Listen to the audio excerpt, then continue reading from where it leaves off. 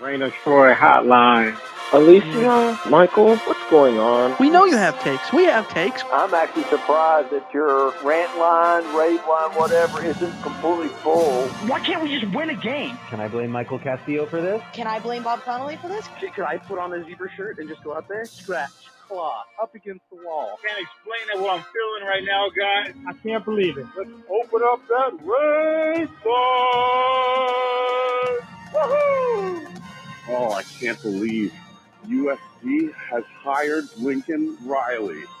Oh, yeah.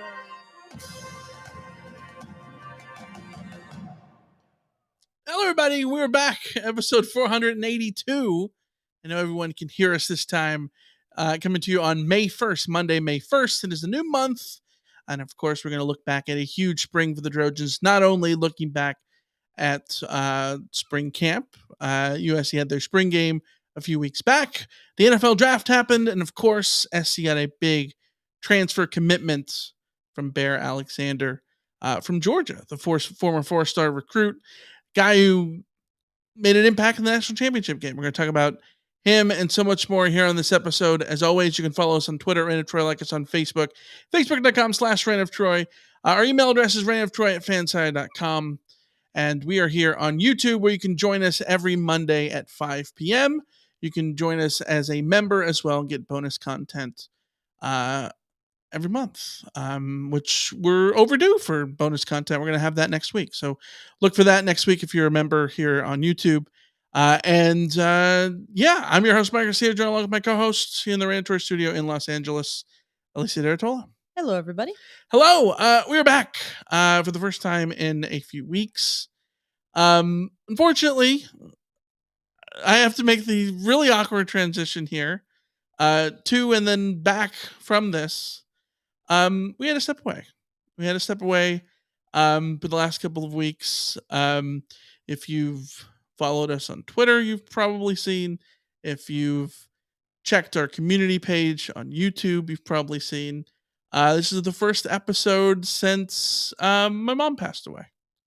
We had to step away and deal with family for that. Just like we stepped away in January. It's been a rough year for us, but we're here. We're back online, and you move forward. Because what are the other options, right? So here we are. Hopefully for good. Every week, every Monday, 5 p.m. Pacific. So this show and every show after this, of course, dedicated to my mom. And yeah, let's go from there. I guess we make the awkward transition of like I don't know how to make the awkward transition. I don't know that anyone does. Maybe the I feel like if she was watching this, she'd be making fun of me for having to go and make the awkward transition of talking about it's May. The off season is going by rapidly, and here we go into the next sort of stage of the off season. And let's just cut the awkwardness and just get to the news that happened a couple weeks ago, but we haven't been able to talk about.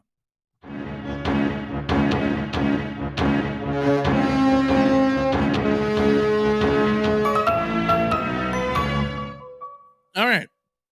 Bear Alexander, USC, gets a commitment. A transfer from Georgia. At least I don't know if you've heard Georgia. Two-time defending national championship Georgia. Yeah, they're kind of good. Pretty good. Defensive lineman originally out of North Texas. He went to IMG Academy in Bradenton, Florida.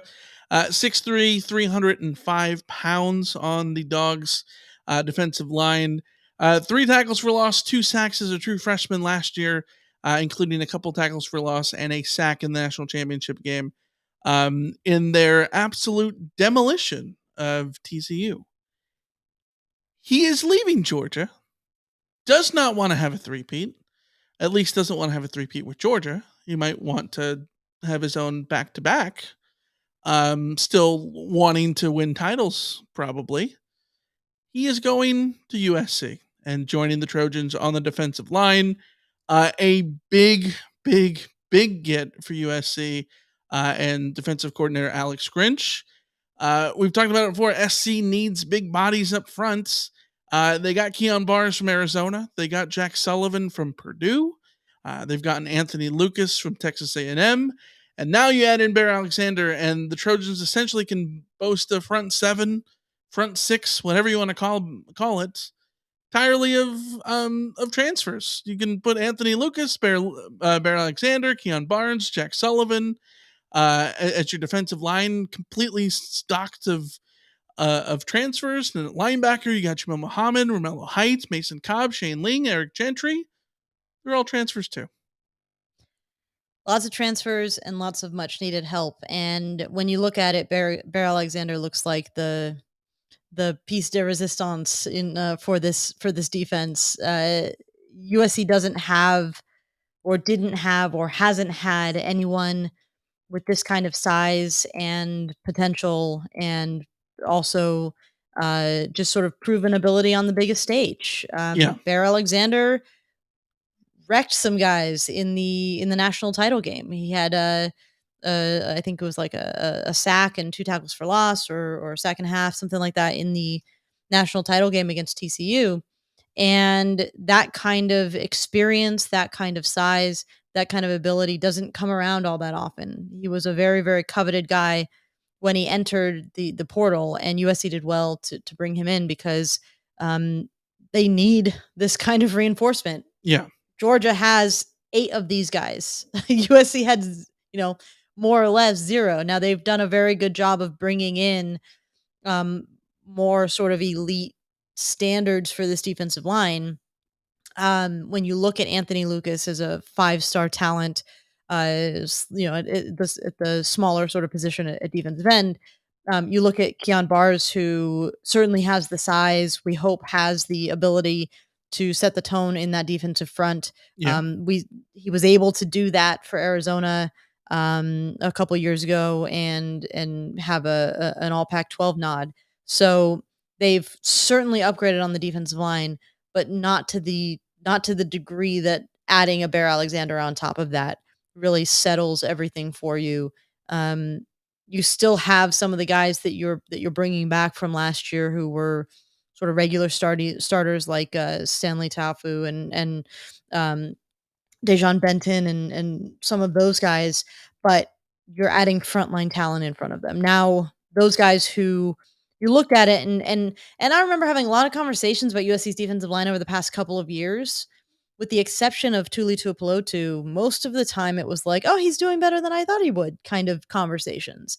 And that's because a lot of those guys, realistically, you were looking at and thinking, like, these should be depth guys, not frontline starters. Mm-hmm. And that's what USC has changed here with the guys that they've added, or at least USC hopes that they've changed. They still have to take these transfers and put them in the position to succeed, put them in the right spots, get the most out of them. But if you're looking at just sheer size and ability, you can't get mad about this transfer haul. This transfer haul is exactly what Alex Grinch and Lincoln Riley needed for this defense. This transfer haul is also, though, putting a lot of pressure, though, because you can't make excuses that you don't have talent. Oh yeah, because you have talent now. None of those guys that USC has added went into the portal and were the guys who were sort of getting, lack of talent, sort of tags on them. So you've now restocked. Now you got to feed the people. Yeah, absolutely. I think that SC's got the talent on defense. Can't necessarily play the, Grinch didn't have his guys card. He's played a hand in recruiting all these guys as transfers. So they are his guys at this point, right? You can't play there's not enough talent coming back card because there's a hell of a lot of talent here. Anthony Lucas was a highly acclaimed recruit. Bear Alexander is a highly acclaimed recruit. Keon Bars and Jack Sullivan have a lot of experience and success to their name. Jamil Muhammad had a great season back at Georgia State. Mason Cobb was like a second team all Big 12. Like, there are guys with experience here. Are they the levels of transfer? We've talked about before that the problem for SC was that they got a bunch of transfers on defense, but they weren't of the star quality that SC had on offense. Certainly in the defensive line. Yes. I don't know. I still don't think that they have matched bringing in the star quality of Caleb Williams, no Caleb Jordan Williams Addison, Yeah.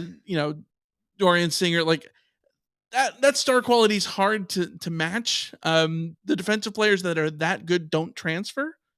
So you're just not going to get those guys. But this is as good of a transfer haul as SC could have dreamed of getting. And this is exactly what you want. I do think that this is still going to be up to SC to still develop these guys. You can't expect just to plug and play and just be done with it.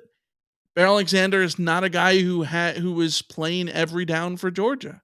He didn't have to. Georgia had so much depth that they didn't have to put him out there on every single down. Anthony Lucas spent 1 year at Texas A&M and didn't play every down, right? So you still have to develop those guys further and maximize their talent level and get the most out of them. You also still have to do that with the guys that you already have. The guys like that are on this roster that you want to get more out of, that you keep asking, when are they going to take the next step, right? Like, those guys are on this roster. You still gotta match the whole brick and mortar thing too. The brick and mortar theory from Gerard over at USCfootball.com, right? And it's a matter of putting it all together. Does this not end up with this season being a giant referendum on Alex Grinch? I think it was always going to be that way, but especially when you get the talent level that SC has gotten as transfers, it has to be, right? Like, this is on defense, put up or shut up, right? Yeah. Oh, it's been put up or shut up. Like, there's but put even, up or shutting upness yes, of this is but like extreme. underlined 1,000 times. Yes, now, but like right? you said, there's no excuses. I think it's a really good point you bring up about further developing these guys. That is essential. It really is too. Alex Grinch has to look at this as a 1 year, like, prove it. You can't come out of this year and have the same defensive problems as last year and justify Lincoln Riley keeping you on his staff. Mm-hmm. If for only one reason. A lot of these guys that are leading USC's line, the front seven right now, I've pulled up the depth chart. Shane Lee, redshirt senior, Mason Cobb, senior, Jamil Muhammad, redshirt senior, Jack Sullivan, redshirt senior, Keon Bars, redshirt senior. Anthony Lucas and Bear Alexander are the exception, because those are the young, talented guys that are coming to USC who are staking their future. If you don't get the most out of those senior guys, then what rational transfer is going to look to you next year and say, yeah, I can go to USC and turn this into a draft? Like, what Mekhi Blackman is out there that you can look at and say, oh, I joined USC and I turned into a 3rd round draft pick. You need to get the most out of those guys. Well, but also we're looking down the line at, Anthony Lucas and Bear Alexander don't have to be the finished article this year, but they need to be the people who are anchoring the future defenses.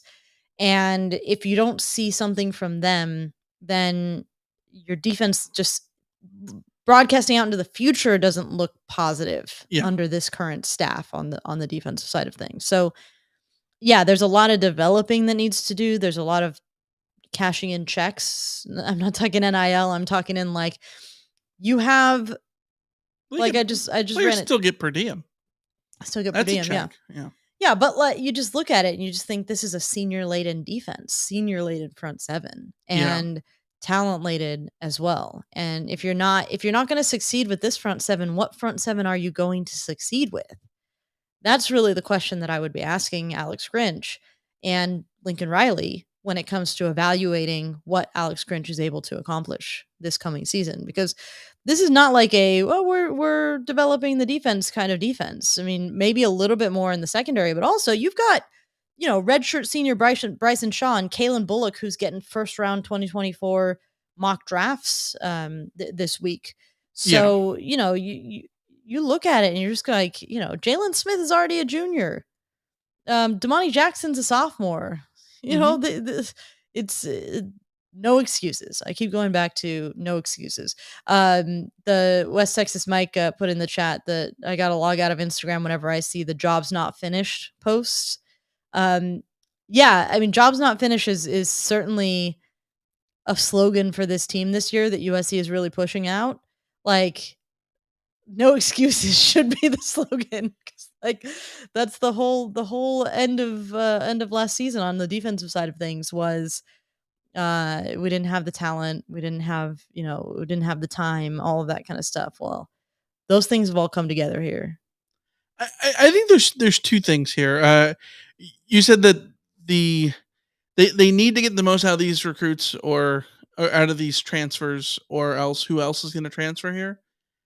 I think we need to stop making that argument.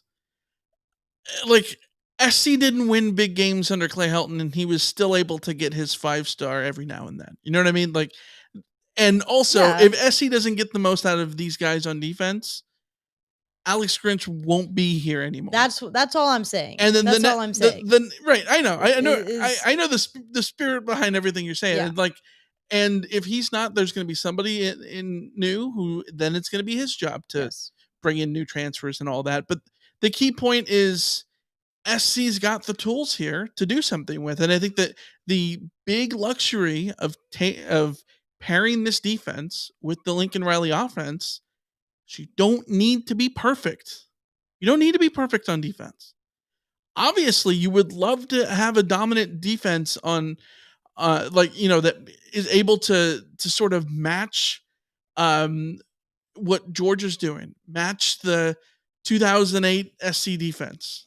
But you don't need that defense anymore. I think you need a defense that is going to hold teams to 20 points a game. And hold teams reliably to 20 points a game, and most times less than that, 17. You hold teams to 17 points a game, you're going to win every game. Oh, and in this era too, like that's what an elite defense is, right? Yeah, like, if you're under 20, like, heck yeah, you're feeling good. I think that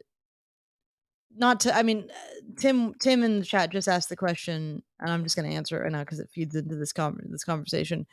Way too early and simplified, but if the defense improves like we hoped, what does that look like? Last year, the D gave up 29 points per game with 4 games in the 40s. Yeah. When you look at it, LSU's 2019 national championship team might be the gold standard for what USC is aiming for here, in the sense that offense was absolutely unstoppable, and there's no reason USC's offense can't be unstoppable this season with what they've got available to them on offense. But it was widely agreed that defense wasn't anything in particularly special. They got the job done, but they weren't special. And they gave up 40 points to Bama, but they still won. They gave up 37 to Ole Miss. 38 to Vanderbilt and 38 to Texas. So, like, they had the vulnerabilities, but they averaged 21.9 points per game on defense. Yeah, I that's your roadmap. I think that you put a defense that, holds teams to 21.9 points. I think you're going to win just about all your games with this offense. I think you're sub 25. I think you ideally want more than that. Last year in 2022, Georgia allowed 14.3 points a game. I think that's asking a lot. That's asking way too much, especially in the Pac-12 in a season that is absolutely loaded. Eddie in the chat says they'll only give up 25 points again. I would take that. If you stood here right now and told me 25 points a game, I'd take it. I think the bigger question is what Tim is sort of getting at, which was, 29 points It's a game. not the average. It's 4 games in the 40s. You can't afford 4 games in the 40s. Right. You certainly can't afford when those games came. You know, I think a good comparison bowl is game, Pac-12 title game, etc. Ohio State gave up an average of 21 points a game last year. But you look at the points they allowed: 10, 12, 21, 21, 10, 20, 10, 31, 7, 14, 30, 45, 42. And what USC was doing, yes, they lost their last 2 games, the 2 games that they allowed 40 plus. But if you allow 40 plus, obviously a loss is probably in the cards in a normal expectation of playing football, right? Yeah. But up until that point, they had allowed 30 points twice, and it was 31 and 30. Like, I think if SC was able to put together an average like that, and the consistency of holding teams between 10 and 24 points every single week, yeah, like you take that and you pair it with your Heisman Trophy winning quarterback. It's what they were doing in the first half of last season, yes. Which is why it's so frustrating. It was right. 14, 28, 17, 14, 25, 14. Right. And then Utah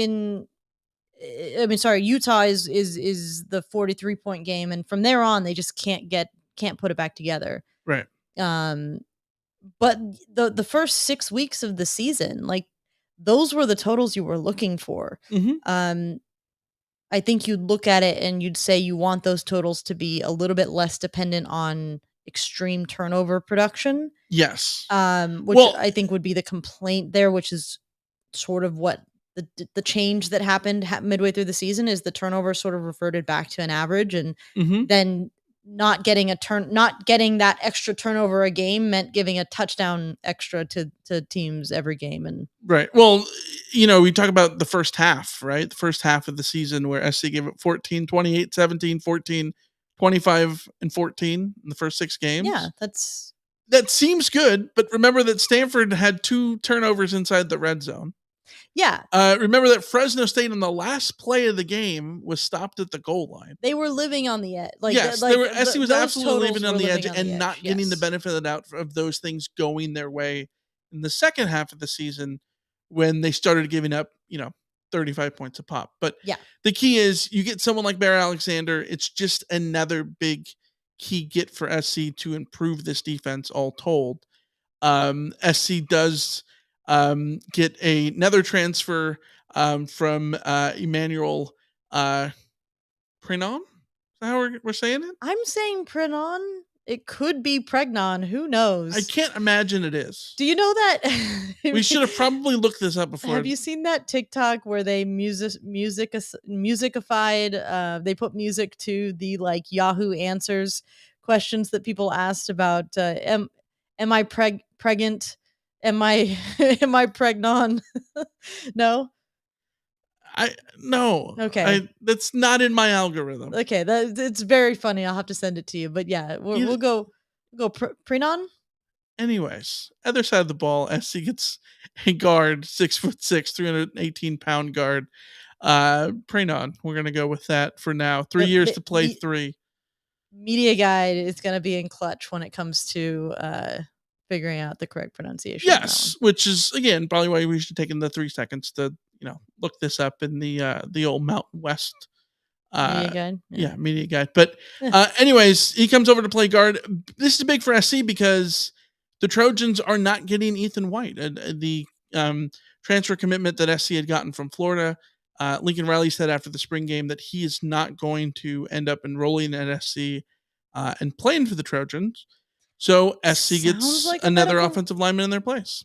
Medical retirement is being heavily hinted at, if not outright said, for Ethan White. So yeah, this is the replacement. Maybe not like for like, because I think there was a chance of Ethan White playing tackle, but the way that Prenon enters USC's offensive line him just slotting right into right guard. Probably move somebody else around, Jonah Monheimer or somebody sort of stays at tackle from the spring. So this is a huge get, though, because when you talk about adding guys from the transfer portal, You want there to be competition. You want there to be an addition where everyone else was going for him. That's why Bear Alexander is fun, because he was getting competitive offers from other places, and USC made it happen.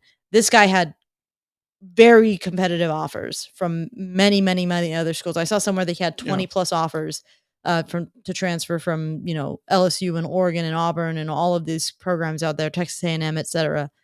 And Chris Hummer wrote from 24/7 Sports, I love this quote: "Outside of Bear Alexander, Emmanuel Prenon is the best player to have entered the portal during spring ball."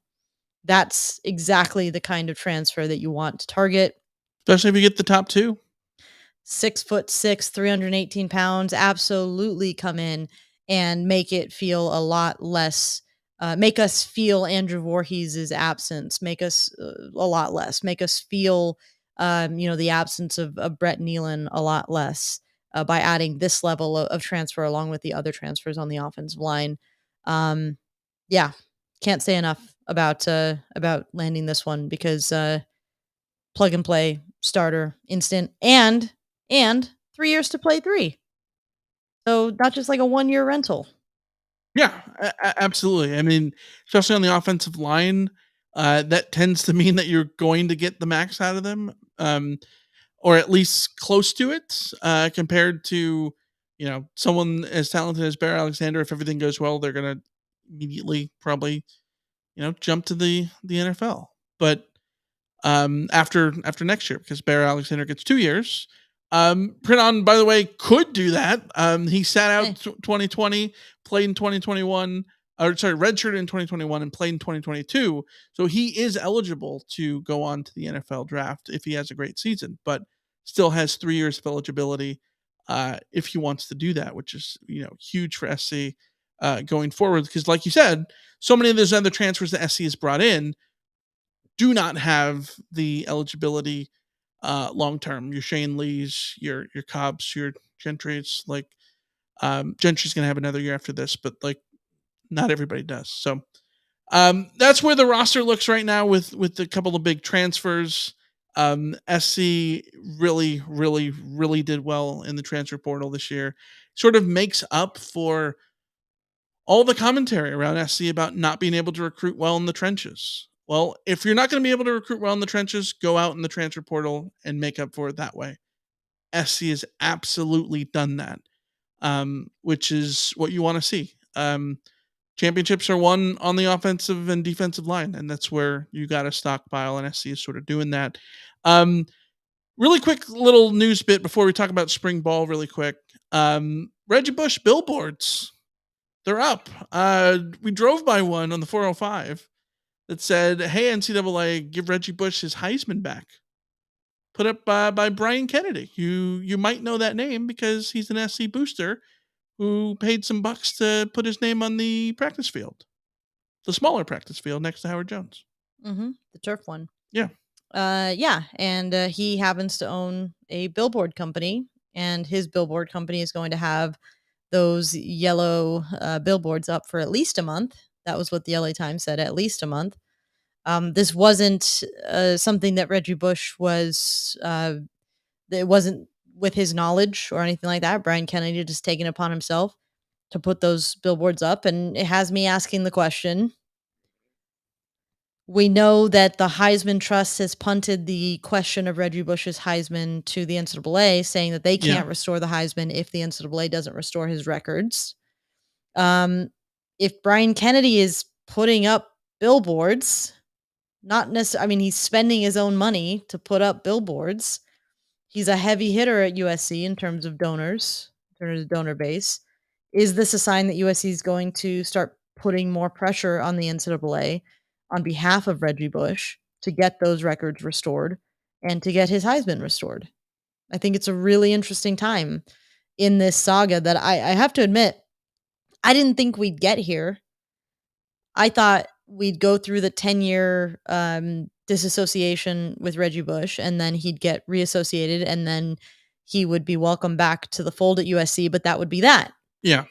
But Reggie's been outspoken, commenting on about how unfair the NCAA investigation was. I think the public tide of opinion has certainly turned in Reggie Bush's favor. Mm-hmm. And now we have this, which it doesn't make sense to do in a vacuum. I'm gonna disappoint people here. You're gonna disappoint. You're gonna crush my hopes and dreams. Is what you're about to do. Reggie Bush should have never gotten his Heisman stripped. Yes. He should get his Heisman back. Yes. He's not going to, and I don't think a billboard is going to do it. I don't think anyone campaigning is going to do it. I know the Heisman Trust is not the NCAA, and they could just give it to him back and all that stuff. But like, what precedence is there in sports of anyone getting something back like this? I Also, don't like, know, but there was no precedence for them taking it away in the first place. So I mean, we've seen. Well, I mean, the Heisman Trust is a little bit different because no one had ever technically had their Heisman stripped, even though many Heisman winners had they're not the actual NCAA. legal, personal, and sporting controversies. Right. I agree, but also like Pete Rose is not in the Baseball Hall of Fame. Yes, you know what I mean? Like, yes, but I mean that's apples to oranges. I get different. it. No, I get you. I but get like, you. Yeah. These things that we can all agree are sort of silly and not that I'm arguing for Pete Rose. I'm just saying that like this is a good in the chat. Jabroni, or the artist formerly known as Jabroni, said Joe Paterno got his wins back. Now it's not the same because Joe Paterno he wasn't the subject of all of that. Yeah, he was an overseer who did wrong. So it would be like if they had taken that Pete whole Carroll's thing was weird too. Like, yeah. I still don't understand. Yeah, but this is sort of my point, though. Is like the NCAA has not been consistent. But the Reggie Bush stuff is weird too. Everything like, it is weird. A unique they've situation just been, itself. Yeah, they've been inconsistent. They've been weird. Am I, sitting here holding my breath thinking it's going to happen? No, but it feels like USC is trying to push for it to happen. Which is my different. Other really hot take? You don't need the Heisman back in Heritage Hall to know that he won it. Just start acknowledging. We all know he won it. Just do it. You don't need the actual piece of metal in there. At the same time, like if I'm Reggie Bush, I don't get an invite to the Heisman. So I don't get to be up on that stage every year. Like that matters. Yes. For him, it should matter. Like I get that part, but like, yeah. All right. Let's talk about spring ball. Spring camp ended a few weeks back. The spring game was on April 15th. Here we are to talk about it a couple of weeks later. Going into the spring game, which is our last episode that we were on here about 3 weeks ago, we talked about the pre-spring game wish list. We each had 5 things we wanted. You wanted to see encouraging linebacker play. You want to see Damani Jackson, Zach Branch, some tight ends. You want to see the pecking order of the wide receivers. I said I wanted to see at least one forced turnover. I want to see what Anthony Lucas could do. I want to see the running backs. I want to see what Malachi Nelson could do and where he sort of stacks up to other true freshmen that we can remember in the spring game. And I wanted to see Dorian Singer. Alicia, we both watched the spring game. What were your prevailing thoughts coming out of it? And did your wish list get fulfilled for you? Not really, to be honest. Just to go down these real quick, because I don't want to spend too much time on them, because there were actual observations. There was sort of just a lack of observations on this front. I wasn't encouraged by the linebacker play. Not that I was discouraged necessarily by the linebacker play. There was nothing encouraging about it in particular. There was really only one play that I noticed Mason Cobb do something that was like, oh, good play kind of thing. Tackett Curtis didn't necessarily stand out to me. It just, the linebackers just were sort of, there was nothing. The defense as a whole was concerning from the spring game, and the linebackers weren't doing anything to stop that from being the case. Damani Jackson didn't really see much of him. Zach Branch certainly had his moments, and I think that's probably the one that got that got revealed most clearly is yes, Zach Branch has something to him. Although he did have he led everybody in catches, 8 catches, 94 yards. he had an early drop. It felt like it was just like a weird getting into the groove kind of situation. He finished strong, which was nice to see. The tight ends, I honestly did not notice a single thing about the tight ends. And then the wide receiver pecking order, we got to see a little bit more of what that group in terms of the first teamers look like. I mean, Brendan Rice had a huge catch in the first, it might have been the first play of the game, if not the first drive. Mario Williams had a touchdown. So like we just sort of see that those two guys look like they're going to be leading the show. And then the rest sort of going from there. So maybe not a super clear pecking order, but certainly clarity about what the top line of that group looks like, which was good to see. In terms of just guys that stood out, like to me, I came away going like, damn, Sam Green looks like a dude. He looked great. He's a freshman at playing on the edge. Like he was the one that stood out to me probably more than anybody, just all over the place from that guy, which was good to see. I also think it's very clear that Malachi Nelson is a true freshman in his first spring at USC. And, I thought that I felt for Miller Moss because I didn't feel like his teammates were doing very much for him on some of those early drives in the game. But he was trying. He was running around trying to make plays. So, I don't know. What were your spring game takeaways? Raleek Brown playing the slot. I think that was maybe the most interesting thing that we saw from the spring game. Is just proof positive that like Raleek Brown playing the slot makes a lot of sense. Yeah, 4 catches and 1 rush for him. Yeah. So maybe expect him to be definitely used more in the slot, which is interesting too, because there's a million running backs on this team suddenly, and there's a million receivers. So. Considering what Marion Peterson and who's the other running back whose name I'm forgetting because there's too many of them. Everyone looked good. Quentin Joyner looked good too, yes. And then we saw a little bit of Marshawn Lloyd. He didn't really have a bunch to do in terms of touches, but he did have a hell of a play in there. Yeah. So you look at the running backs and you're like, damn. So maybe just put Raleek at slot and then he'll actually get a chance. Sorry, I didn't mean to cut you off. No, for me, this is one of those spring games where like I didn't really have a lot of expectations. I think the difficult part right now with spring is we can't see anything. The spring practices are closed to the media, and not just because you and I are not going to practice, but nobody else is going to practice. Yeah. The LA Times is not going to practice and seeing what the practice is going down at practice outside of warm-ups. Ryan's guys over at USCfootball.com or the other Ryan at Rivals, like nobody has seen what's happening. And so it makes it really difficult to get anything with the exception of what we hear from the coaches. And you can't really, fact check what you hear from the coaches when you can't see these things.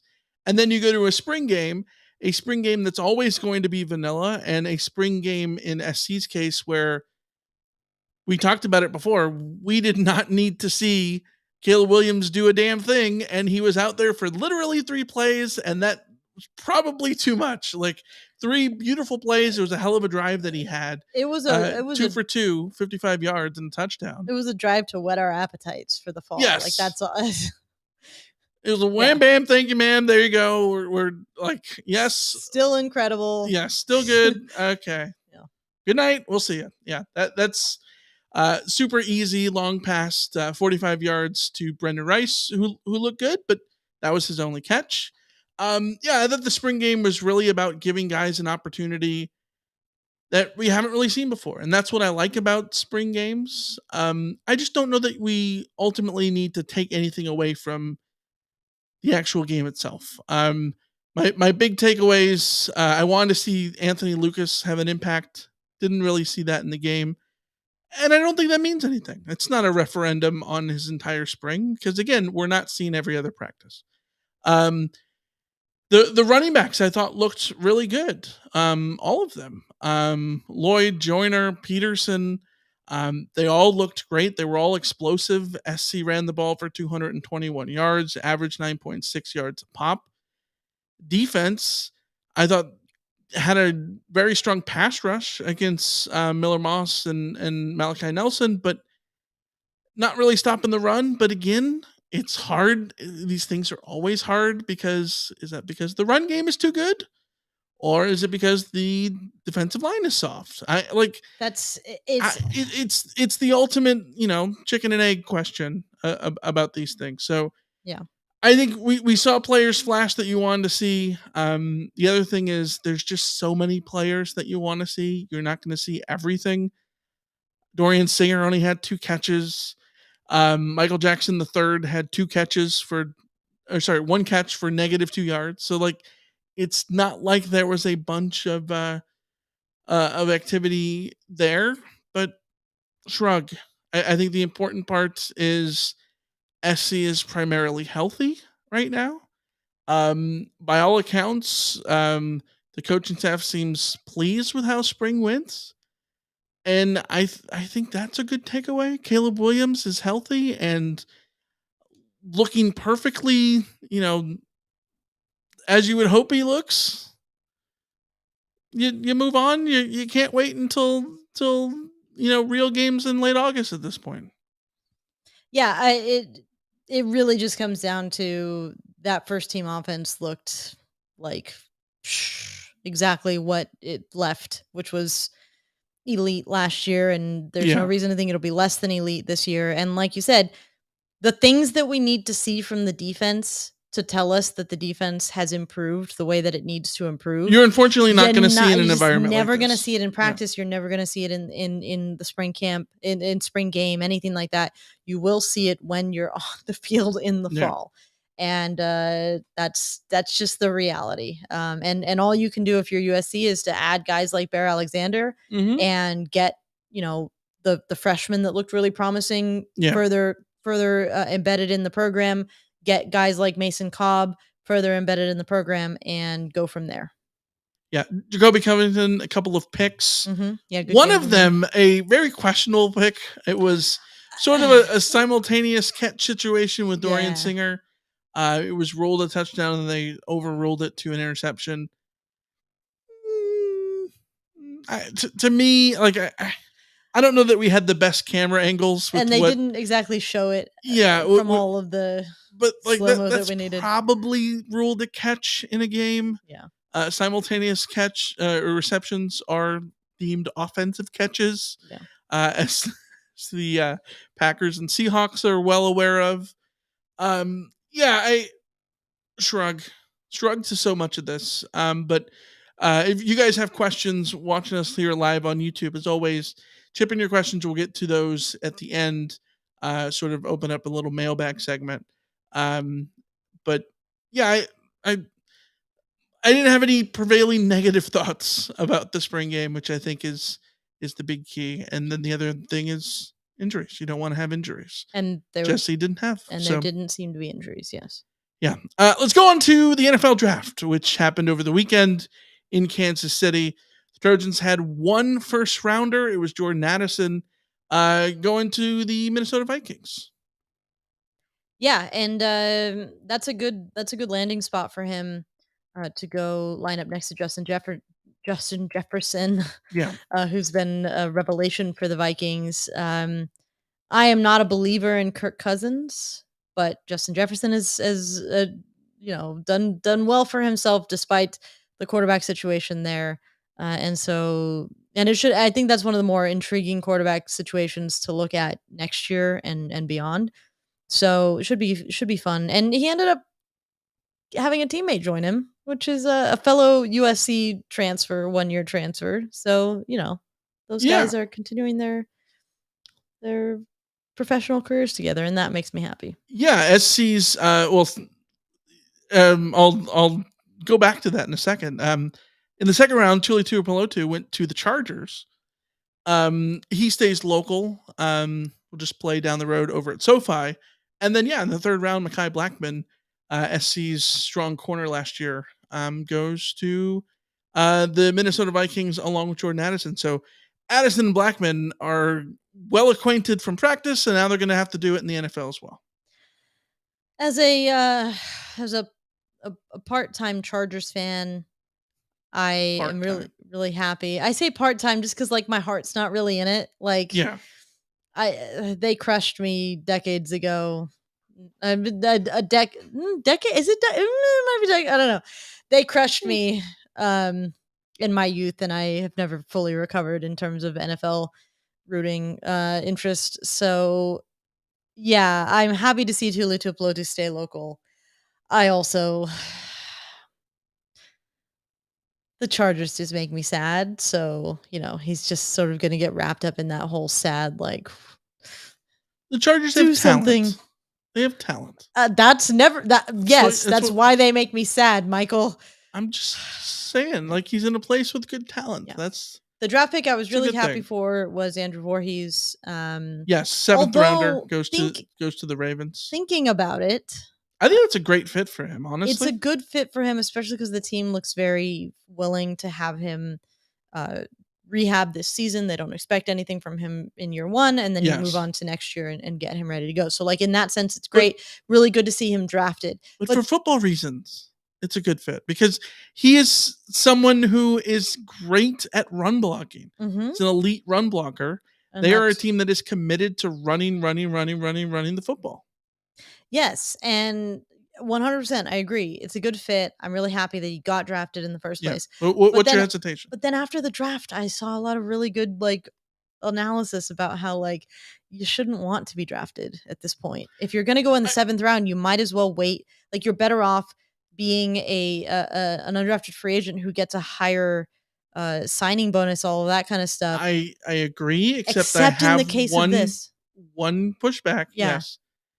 Is when you have an injury like Andrew Voorhees, you want to be drafted. Yes. You want to be drafted because you want them to be able to put you on IR and have them pay for your rehab and all of that. Yeah. That's what you want. And I think that as an undrafted free agent, sure, you might get that too.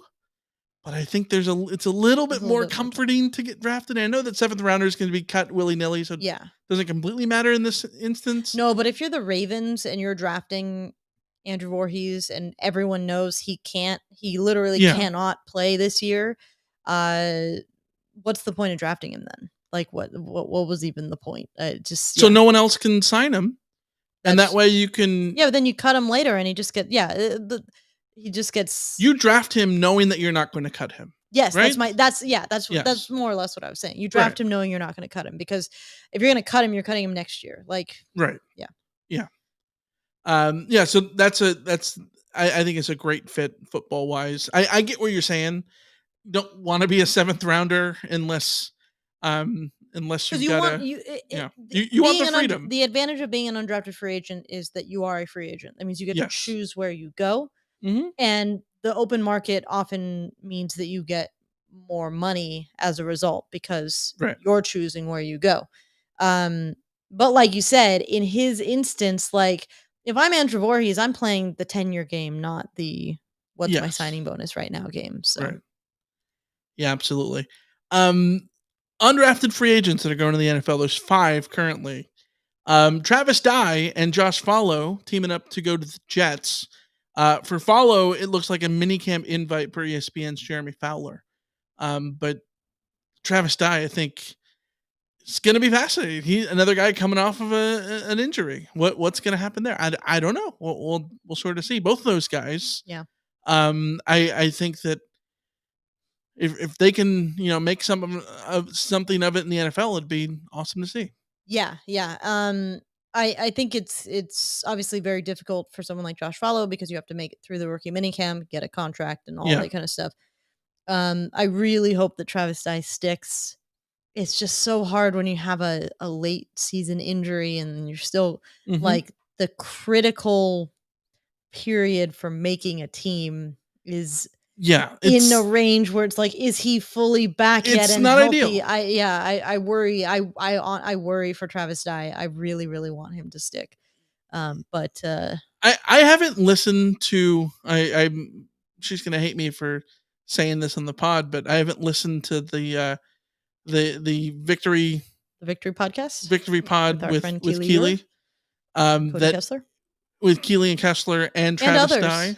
Yeah. Yes, where they interviewed Travis Dye. Oh, I didn't even know that they had that episode.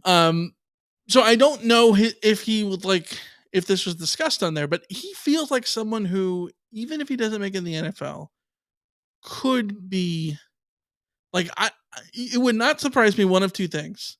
If he miraculously put together an 8-year career in the NFL, or he was just immediately a coach or something. Yeah, something involved yeah. with something. He just seems like a football lifer. Hey, if I'm USC and if Travis Dye, if it doesn't work out in the NFL, I'm extending an offer for a GA position yesterday. 100%. That's yes. Yeah. Terrell Bynum also going to your Chargers. Same deal as Stooley. Yeah. Brandon Peely to I wish the you luck, Dolphins. sir. And Bobby Haskins to the Bears. Yeah. So we'll see what all comes of those guys. The NFL draft came to a conclusion on Saturday. A long conclusion on Saturday. I also saw, I think it was Mark Holkin who was saying that Vi Malapai is getting a chance with the Bengals. Oh, not an undrafted free agent, because obviously this wasn't his draft year, but he may be getting either a tryout or I don't know, something. Is he going to vie for the roster? I think he's going to vie for the roster. Let's see. All right. Well, best of luck to my guy Vi. To your guy Vi as well. All right. Hit us up with questions in the chat here if you're watching us live on YouTube. Again, you can always join us live on YouTube every Monday at 5 p.m. Pacific. We're recording this live. If you're listening to this through other means, you can always join us here as well. And join our membership. Join the Route Squad. You can join us over on Discord and talk to us about USC football or whatever's on your mind, and get bonus content. And like we said, we'll be back with the bonus content next week. Questions here on YouTube. This isn't really a question, but Cigar says we have a bear, a prophet, a gauge, and a lake on our team now. I love it. Yeah. SC has graduated from, these are all first names, by the way. Yes. For the record. SC has graduated from having a situation where they had names like Nico Fala and Nico on the same team. Yes. And then and 4 different Elijahs. A bunch spelled of Elijahs, all different ways, and a bunch of it was Max Williams and Jalen Williams and Mario Williams, a million different Jalens that all spelled their name different. At one point there was a Jalen. There was a Jaden and a Jalen Williams, right? And one of them left and is now a chief. Yes, Jaden Williams, I think. Yes. Anyways. So always a theme with SC names. Chase says, do you guys think that Tackett Curtis will be starting by the second half / end of the season? I think that's a big question. I don't know. I'm going to go out on a limb. Can I change this question slightly? If he's starting by the second half or end of the season, is that a good thing? If he's starting by the end of the season...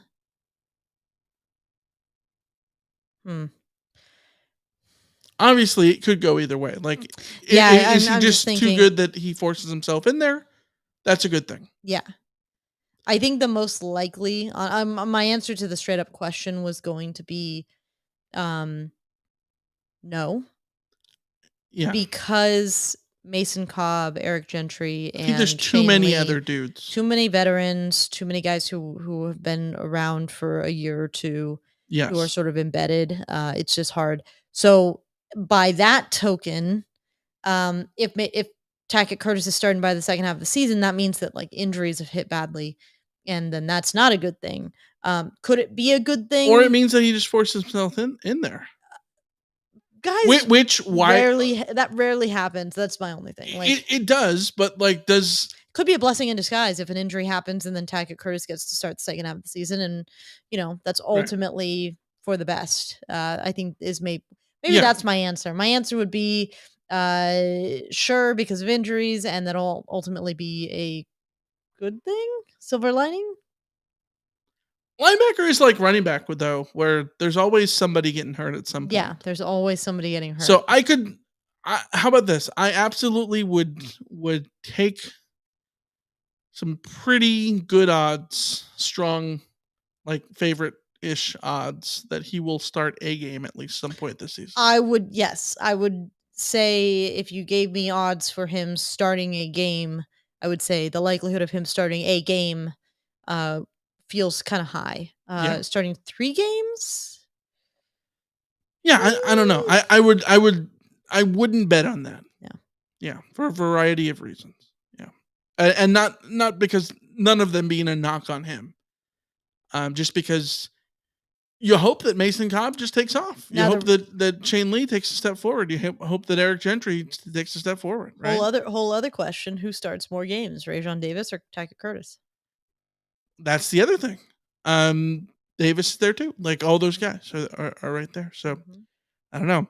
Reverend Murray says, can USC sue the NCAA to get Reggie's Heisman back? No, the NCAA has nothing to do with the Heisman. The Heisman is the Heisman Trust. Well, in a roundabout way, yes, though, because the USC could sue the NCAA to get Reggie's records restored, which would open the door for the Heisman to not have that excuse anymore for not giving him the Heisman back. So, in a roundabout way, sure. Yeah,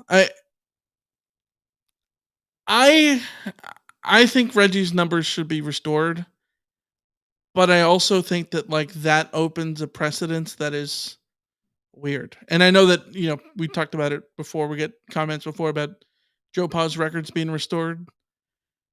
Again, I think it's a weird precedence because you can go back at any case and start,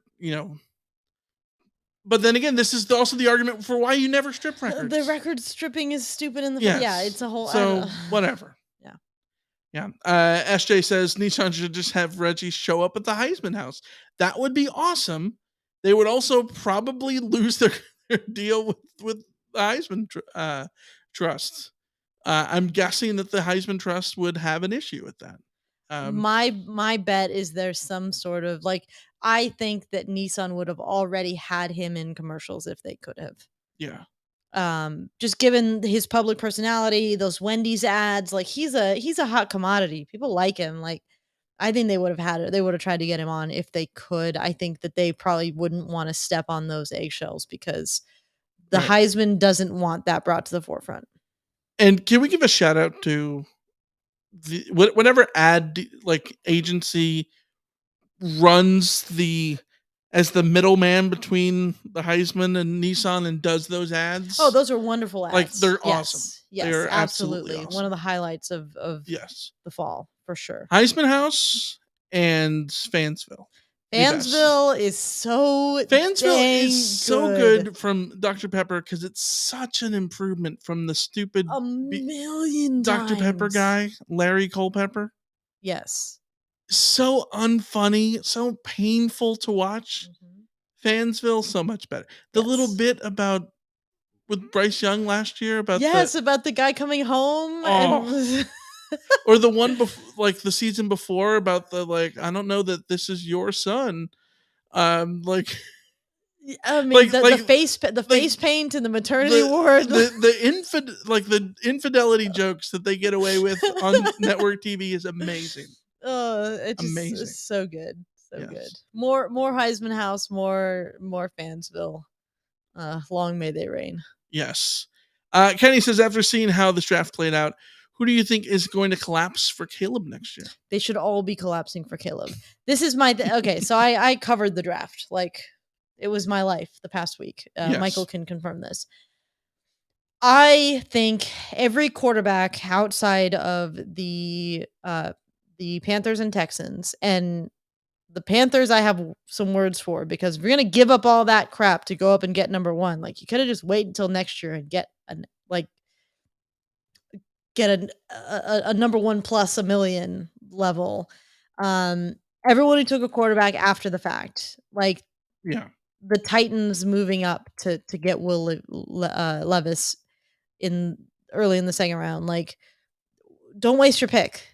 Don't waste your pick. like there's no point. You're going to suck anyways. No one thinks you're going to be that good. Bide your time. Honestly, and Kenny's going to love this. The team that I'm looking at for the most is like the Cardinals, because if they're ready to cut bait on Kyler Murray, like they have a ton of draft capital now and like some really interesting things going on as far as next year's sort of draft. Now they're going to be in a weird space between the Kyler Murray of it all, but like still it feels like they're very set up to do something crazy if they wanted to do something crazy. I just think like this is where again like a little bit of a surprise in my head, the fact that the Raiders didn't take a quarterback. Well, I guess they did. They got Aiden O'Connell in the 4th round. Now I'm looking. I wouldn't. That's not necessarily a 4th round long-term to get a backup, whatever. Like that's fine. I just think that everyone who didn't get pick number 1 or number 2, and I'm including the Colts in this because y'all have fun with that Trey Lance pick of yours, Trey Lance 2.0 with Anthony Richardson.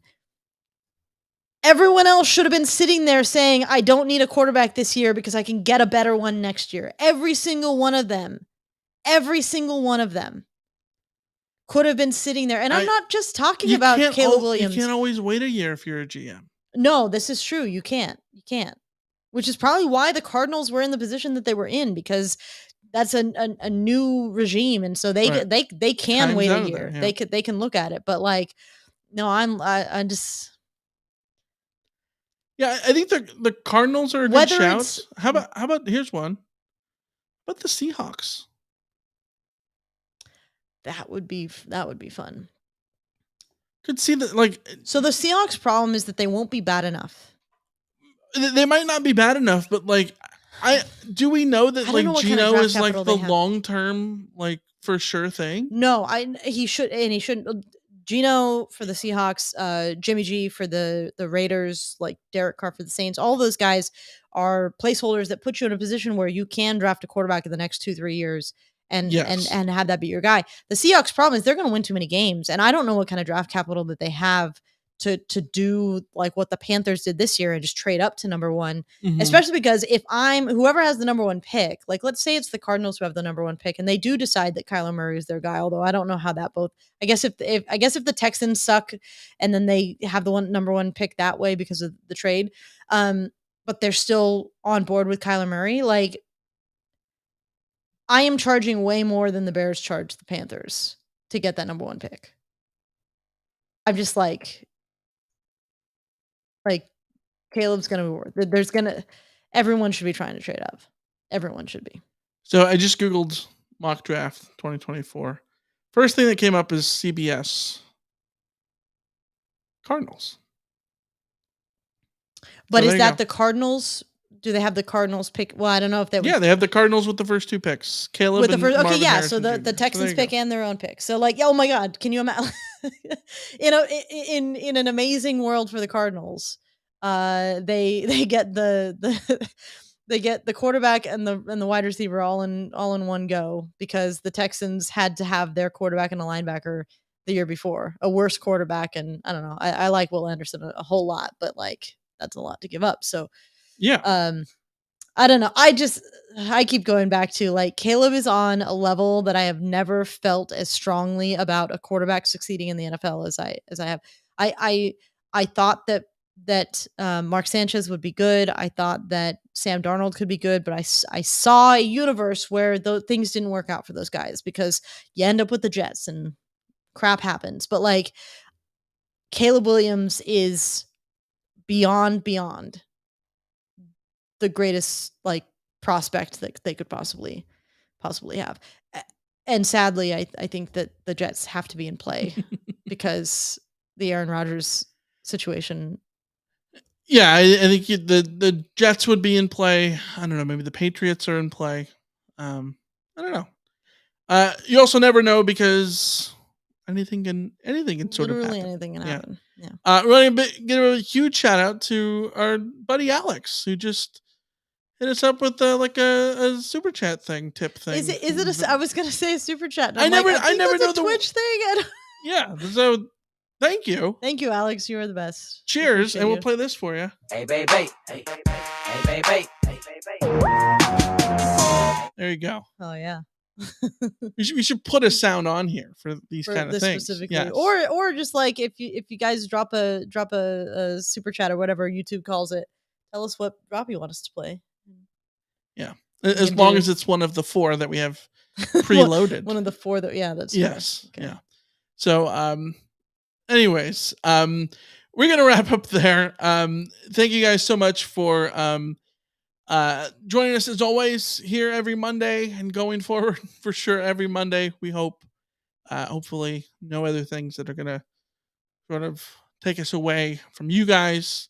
We love being here. We love producing content for you guys, and we're here, and we will be back next week, and we'll be back next week also on the membership side with bonus content. And we're doing like 2 or 3 of those this month, so look for that. We're super excited about putting that together, and join us over here on YouTube as well. I think you have to do it on desktop. It's a little wonky, but you can do that, and you can join us on YouTube. And then you get to join Discord for $4.99 a month. You get to join the Rot Squad, which gives you the bonus content, Discord, little emojis in the chat, and so much more. So that's always fun. We'll be back next week to talk more USC football. We've got a guest potentially lined up next week, so we'll see. Maybe, hopefully, I'm not speaking too soon. Super secret guest. So news to me. Yeah, it's the dog who I don't know where the she is Jessie? She is behind. She is in a spot that is invisible to the camera. Yeah, she's right at the. She's foot there. of Yeah, Michael's Combo desk. is over my shoulder here. Yeah, that's our first dog, Combo. Good old Combo. Yeah. So, all right, guys, we will be back next week. So until then, we will see ya. Thanks as always. See ya. See ya.